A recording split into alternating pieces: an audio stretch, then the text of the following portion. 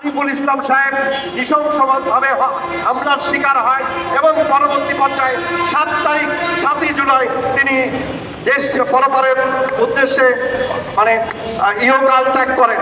বন্ধুগণ, ব্যাংকের ঋণ খেলাপি ঋণ আদায়ের জন্য সে ওই সন্ত্রাসী মাদক সেবী এবং মাদক ব্যবসায়ীর কাছে গিয়েছিল ব্যাংকের ঋণ আদায় করতে। ব্যাংক, আপনারা জানেন, আমরা ঋণ দান করি এবং এই ঋণটা যাতে আবার সঠিকভাবে যাতে আমরা ফেরত পাই, দীর্ঘদিন সেই ঋণ তাকে যেভাবে কুপিয়ে আহত করা হয়েছে, পরের দিন 7 তারিখ সে ইন্তেকাল করেছে। আরিফুল ইসলামের বাড়ি ছিল জয়পুরহাটের পাঁচবিবি থানার পিংলা গ্রামে। তার 3 সন্তান। আমরা গতকালকে আমরা ব্যাংকের তহবিল আপিল করেছি এবং সেখানে আমরা ম্যানেজমেন্টের কাছে তার পরিবারের জন্য ক্ষতিপূরণ এবং যাতে এই মামলাটা ইতিমধ্যেই গত 8 জুলাই কসবা থানায় একটি হত্যা মামলা গ্রহণ করেছে এবং এর বাদী হয়েছে এই আরিফুল ইসলামের সহধর্মিণী স্ত্রী।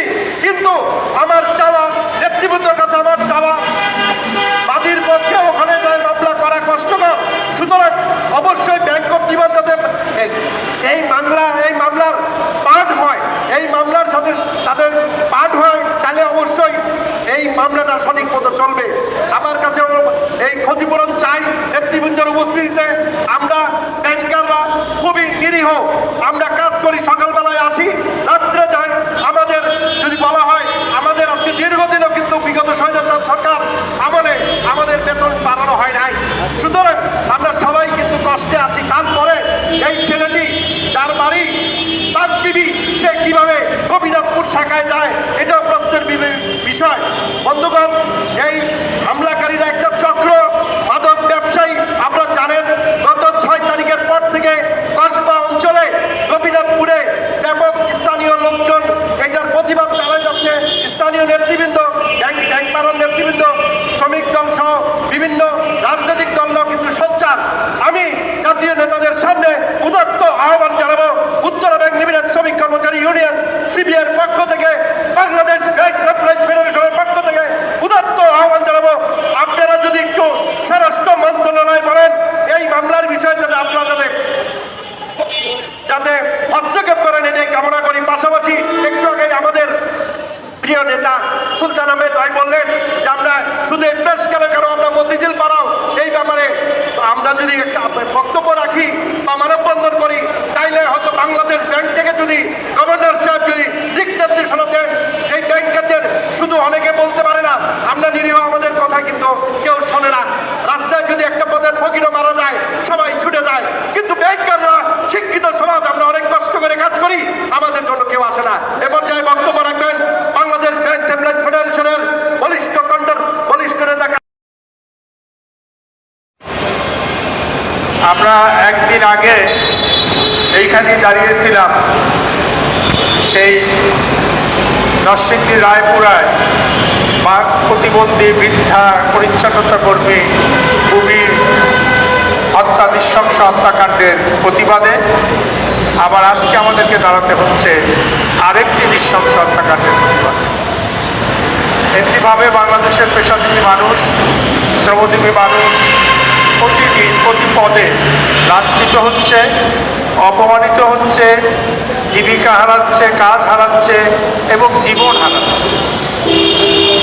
আমাদেরকে সিদ্ধান্ত নেওয়া দরকার, আসলে আমরা এই অবস্থা চলতে দিতে পারি কি পারি না। বাংলাদেশের রাষ্ট্র, বাংলাদেশের সমাজ এই অবস্থা চলতে দিতে পারে কি না। এবং আমরা যারা এখানে দাঁড়িয়েছি তাদেরও আসলে আমাদের এখন সিদ্ধান্ত নিতে হবে যে আমরা কি প্রতিদিন এই মানববন্ধনই করতে হবে আমাদেরকে, না এটা বন্ধের জন্য আমরা আরও কার্যকরী কোনো ব্যবস্থা গ্রহণ করতে পারব।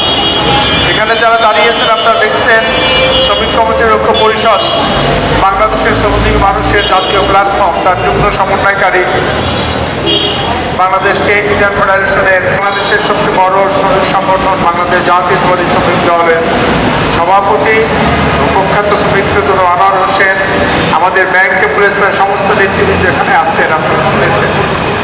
সুতরাং আমি দিলে আমার মাথায় ঢোকে না। আমি যখন প্রতিদিন শুনলাম এরকম একটা ঘটনা ঘটেছে, আমি নিশ্চিত হয়ে গেছি। একজন ব্যাংক কর্মকর্তা তার কাজ, তার দায়িত্ব পালন করতে করতে গিয়ে নৃশংসতার শিকার হয়েছে, অথচ বাংলাদেশে অনেক ঘটনা নিয়ে সোশ্যাল মিডিয়া তোলপাড় হয়ে যায়, অনেক ঘটনা পত্রপত্রিকায় উঠে, কিন্তু এই ব্যাপারটা আমি দেখলাম কোনো আলোচনাই সেভাবে হয়নি। এবং একটা বড় কারণ হচ্ছে ব্যাংক ম্যানেজমেন্টের নিষ্ক্রিয়তা। আমি জানি না এখানে কেউ গ্রেপ্তার হয়েছে কিনা।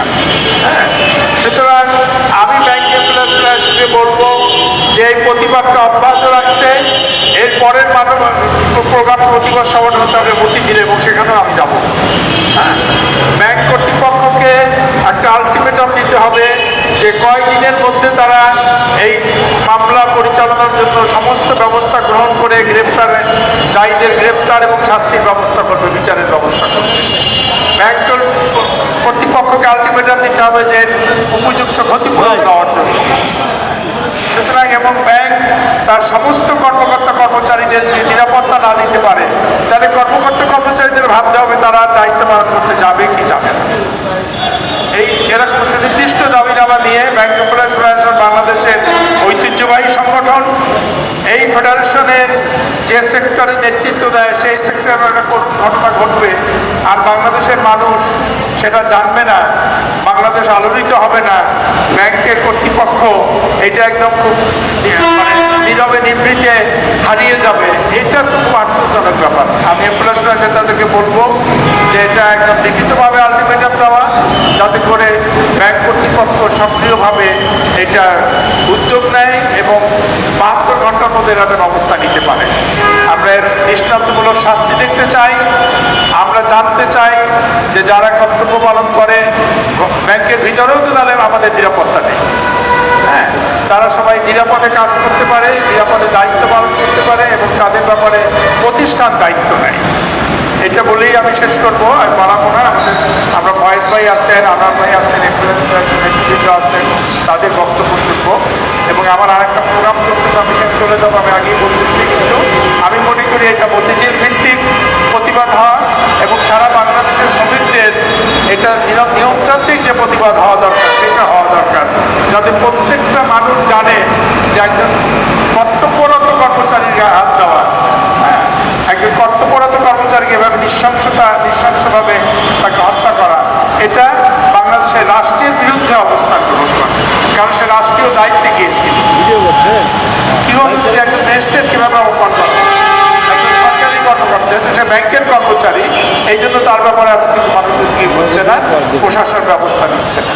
এই প্রশাসনকে ব্যবস্থা নিতে যদি বাধ্য হয়, সেই জন্য কিন্তু আমাদের কর্মসূচি প্রদান করতে হবে এবং সবার জন্য নিরাপত্তা বোধটা যত হয়। সবাইকে ধন্যবাদ।